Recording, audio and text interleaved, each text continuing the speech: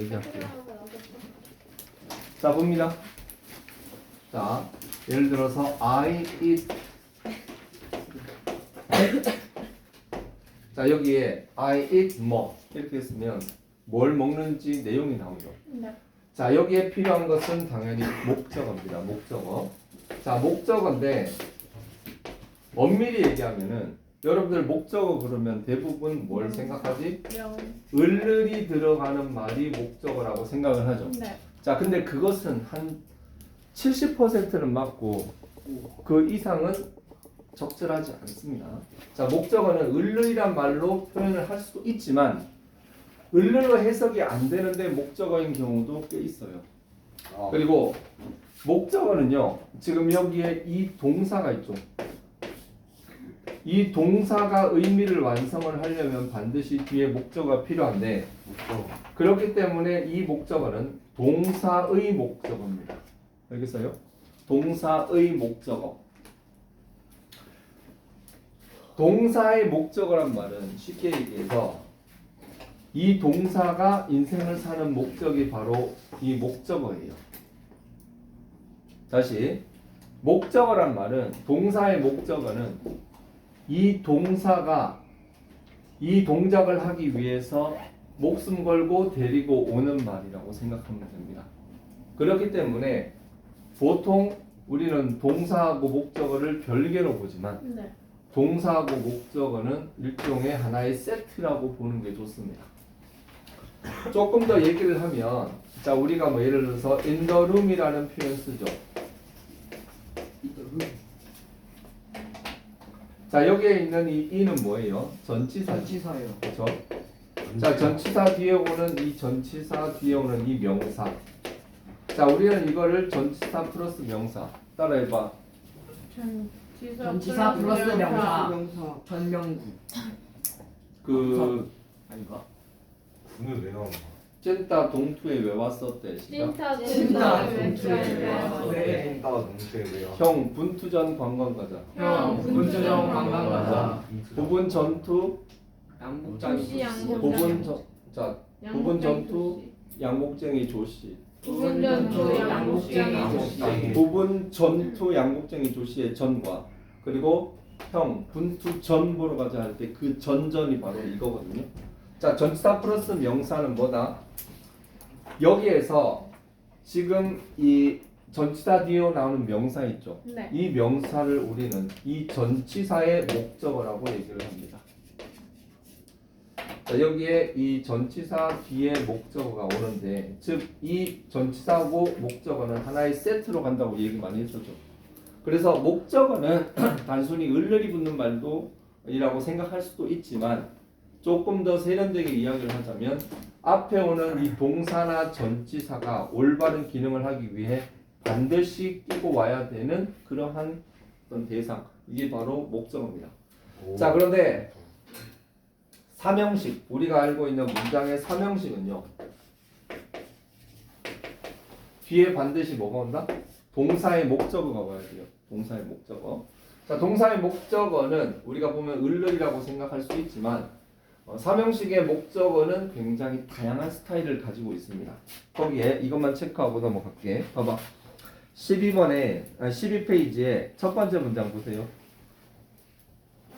My sister likes jam and bread. 자, jam and bread 바로.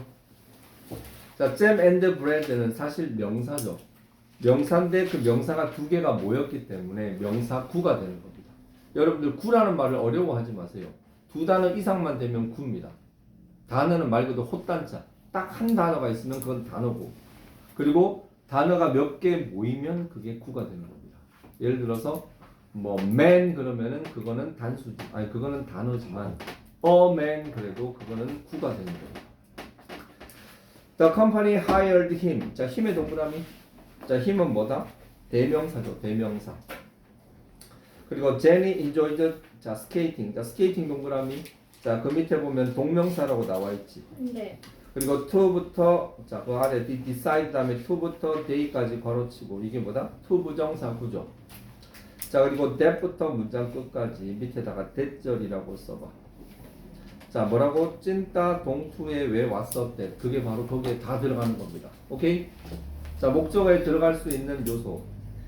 찐명사, 대명사, 동명사 후 전치, 투부정사 후 왓절, 대절, 의문사절 이렇게 쭉쭉 나옵니다.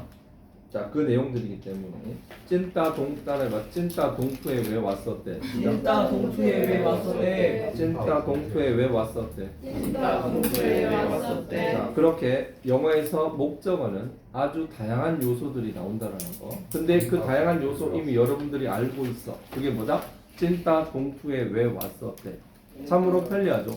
그 얘기들을 다 나열하기보다는 찐따 동투에 왜 왔었대? 명사 상당 어구라고 치면은 다 정리가 되는 거예요. 찐따 동투에 왜 왔었대? 찐따 대명사 아니야? 동투에 왜 왔었대? 자, 나가 자, 그리고 요 개념 기억해도 자동사라는 말과 타동사라는 말. 타동사는 이제 어피요. 주어가 이제 있는 동사.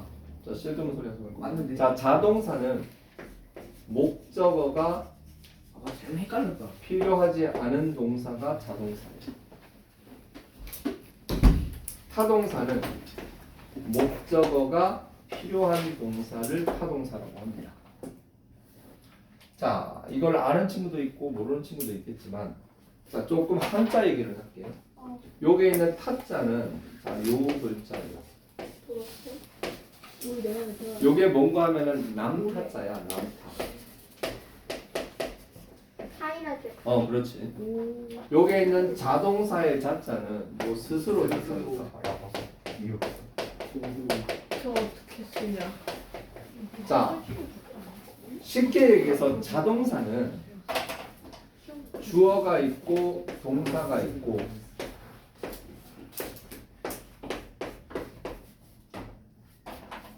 자동사는요 이게 없어. 와. 자, 자기는 누군가 하면은 주어입니다. 이게 자기고 목적어는 뭔가 하면 이게 남이에요. 그러니까 자동사들은 자기 스스로 의미를 개척해 나갈 수 있어요. 그래서 목적어라는 남이 필요하지 않는 겁니다. 그래서 자동사가 됩니다. 반면에 타동사는 이 동사가 들어가면 반드시 남을 하나 데리고 와야 돼요. 그러면은 이 자기는 다른 남을 내가 만나게 되겠죠. 그러니까 이 타동사라는 개념은 주어와 다른 대상을 끌고 와야지 그 동작이 성립한다. 이런 뜻입니다. 자, 이런 개념들은 사실 여러분들이 지금 당장 좀 이해하기는 힘들고 어떻게 보면 요즘 입시에는 이런 요소들이 좀 약화되는 느낌도 있지만 그래도 알아두는 게 좋습니다. 타동사는 목적어가 필요하고 자동사는 목적어가 필요가 없다. 왜 뭐? 둘이 왜 나눈 거예요, 그러면? 뭐? 왜 나눈 거예요, 뭘? 자동사 타동사는 왜 나눈 거야? 그냥 다 자동사로 통합시켜보는 질문. 그것은 예를 들어 자 문장의 오형식이잖아요. 자, 형식을 지배하는 것은 바로 뭔가 하면은 동사예요. 어떤 짓을 하느냐에 따라서 문장 필요한 자 내가 하고자 하는 말에 가장 필요한 요소들을 데리고 오는 것 그게 문장의 형식이라고 보면 되는데 예를 들어 잔다라는 짓을 한번 생각해 보자. 잠을 잘 때 누가 필요하지? 베개. 자, 베개가 침대. 필요하죠. 침대가 필요하죠.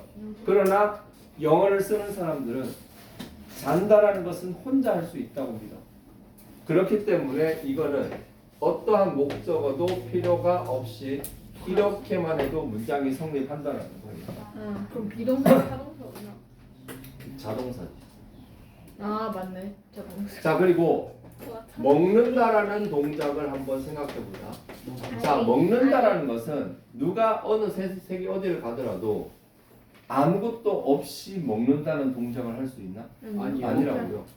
이 eat이라는 동작을 하기 위해서는 반드시 여기에 어떤 대상이 필요하단 말이에요. 네. 그래서 이 먹는다라는 동작은 여기에 반드시 목숨과 같이 동사의 짝꿍 대상이 있어줘야 된다는 거지.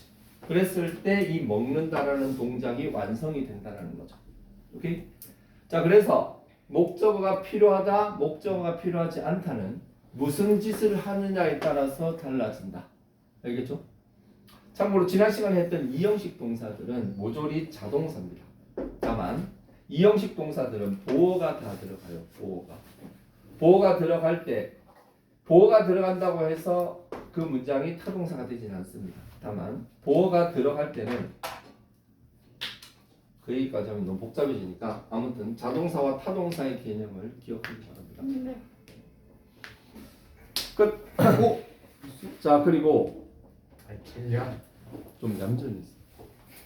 자, 그리고 사형식 보세요. 사형식도 길게 설명 안 하겠습니다. 사형식은요, 봐봐. 사형식의 역사를 좀 얘기할게. I give a book to him. I give a book to him.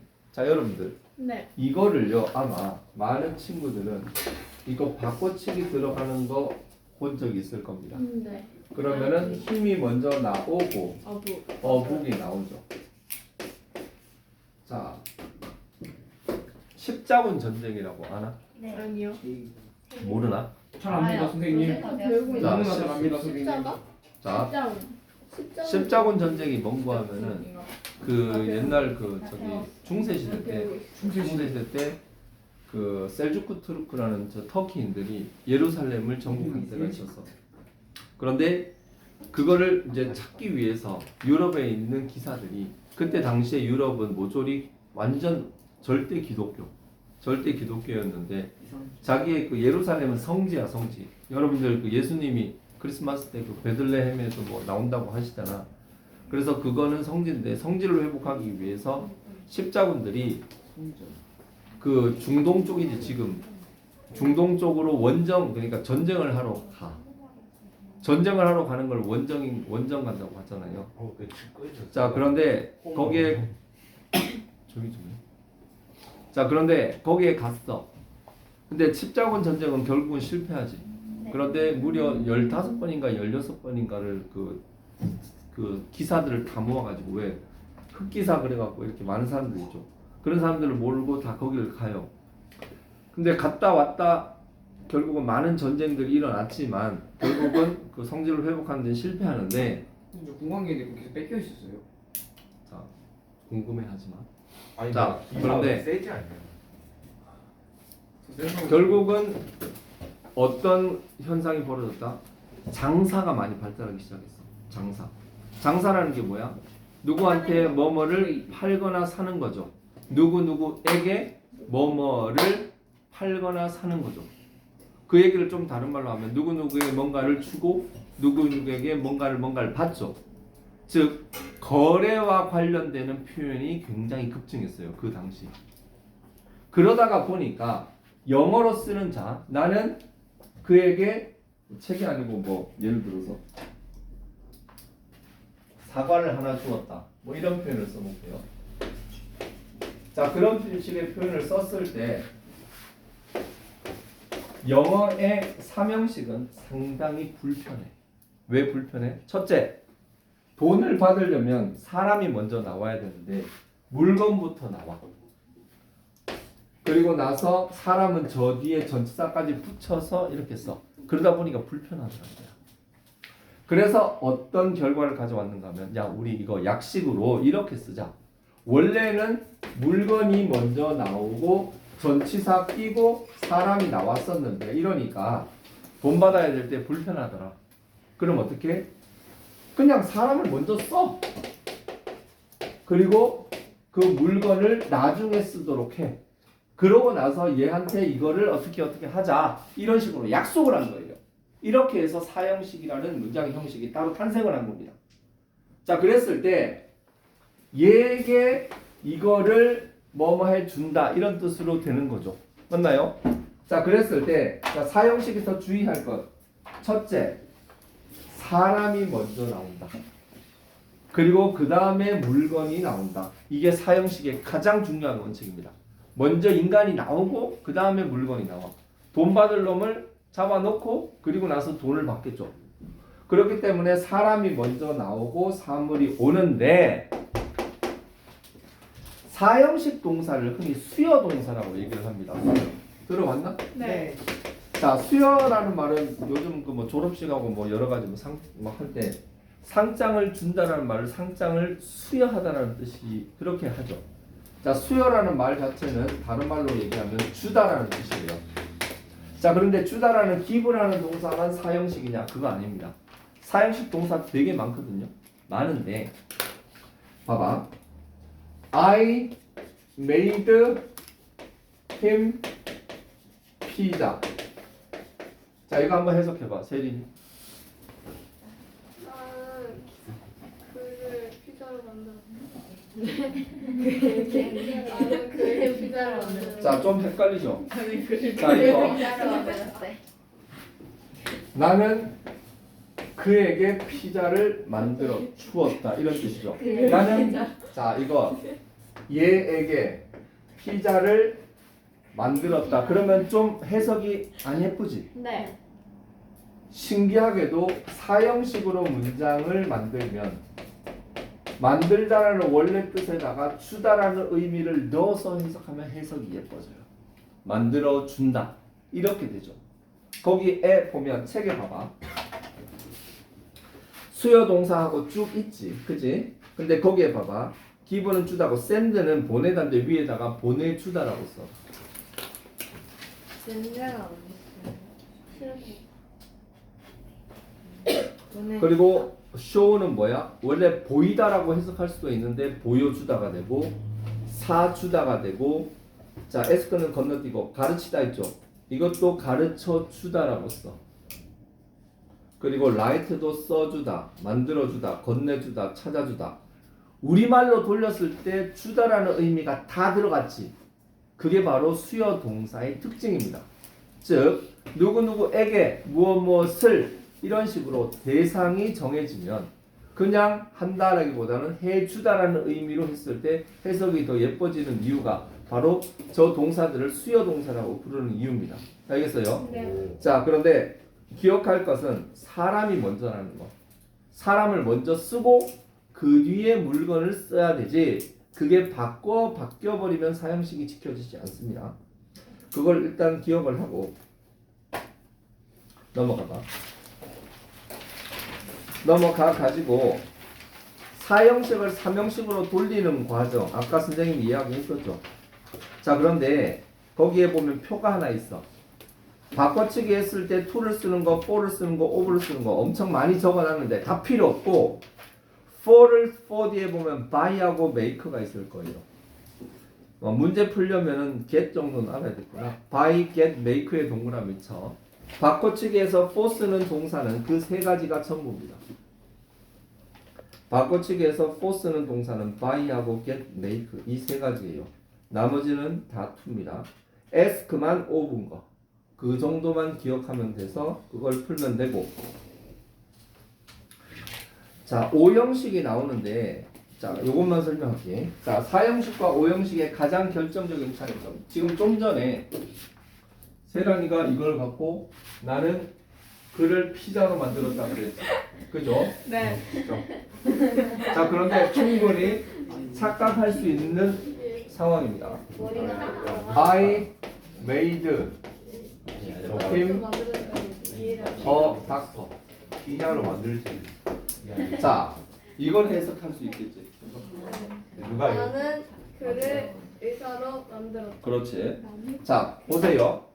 똑같은 make라는 동사가 어떨 때는 4형식으로 쓸 수도 있고 어떨 때는 5형식으로 쓰일 때도 있어요. 물론 3형식도 당연히 있습니다.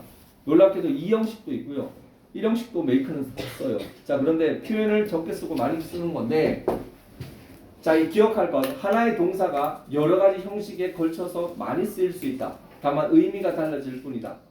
자, 그리고 4형식하고 5형식은 선생님이 5형식을 막 지금 상세하게 설명 안 했지만 옛날 기억을 되살려 봤을 때 4형식도 4덩어리, 5형식도 4덩어리예요. 수식어 빼면. 그렇지? 그런데 4형식과 5형식의 결정적인 차이점은 바로 세 번째 덩어리, 네 번째 덩어리의 관계입니다. 자, 4형식은요. 세 번째 덩어리하고 네 번째 덩어리는 전혀 다른 남이에요. 다른 대상입니다. 반면에 5형식은 얘하고 얘가 동일한 대상이야. 이게 5형식의 결정적인 특징입니다. 세 번째 덩어리는 네 번째 덩어리와 동일한 대상이에요.